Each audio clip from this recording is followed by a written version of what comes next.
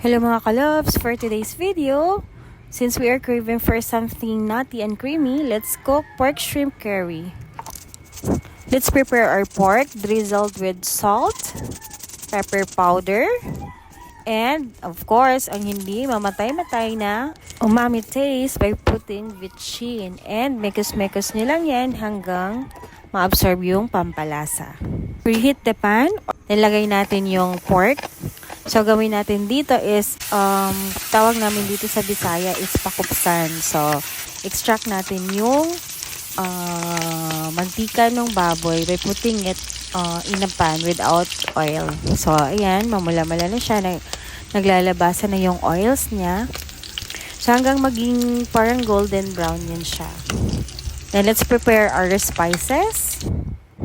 Bawang, sibuyas, pepper powder, MSG, siling kulikot, gata, curry powder, luya of course, yung pinakupsang baboy, tsaka shrimp, suka, toyo, tsaka patis. In the same pan na tinanggalan natin ng excess oil, igasa yung bawang, sibuyas, luya, then dinagdag ko yung dinice natin na siling kulikot for spiciness. Then, idagdag natin yung pinakupsan na baboy. So, igisa nyo lang siya. Dinimikos-mikos nyo lang yan para ma-absorb ng meat yung pampalasa na pinaghalo natin. Then, lagyan ng water. Patis. Suka. And a little bit of toyo. Then, mix nyo lang yan. So, nilagyan natin siya ng water kasi isi-simmer natin yan para lumambot yung karne.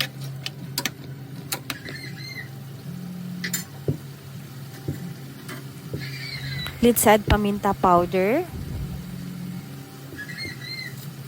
Curry powder. The more the curry powder, the more na mas malasa yung pork shrimp curry natin.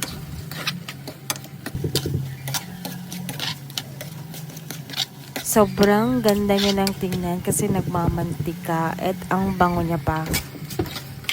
Let's add a little bit of water para mas lumambot pa yung karne.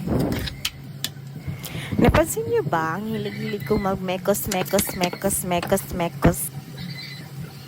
Takpan to simmer.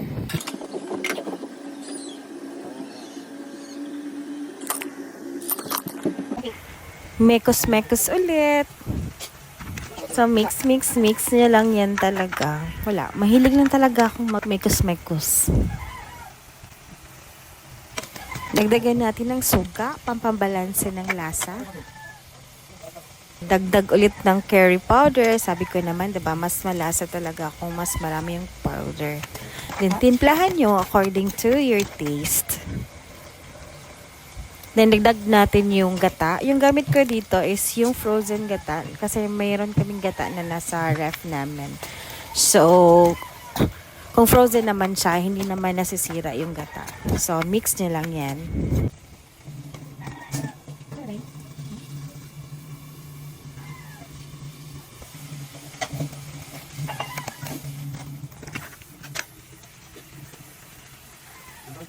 Finally, malambot na yung karne, natimplahan na natin, so idagdag na natin yung shrimp. Sa huli ko siya nilagay kasi madali lang naman itong maluto.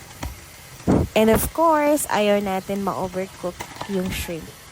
Kasi pag overcook na siya, parang siyang naninigas na parang yung cottony. Basta hindi na siya masarap pagka overcook yung shrimp.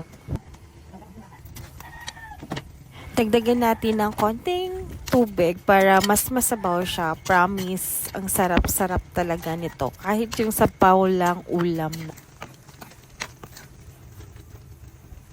Let's do the time-lapse para ganda tingnan. Char! Uy, lingaw. And the final touch, dagdag ng konting curry powder and it's ready to go.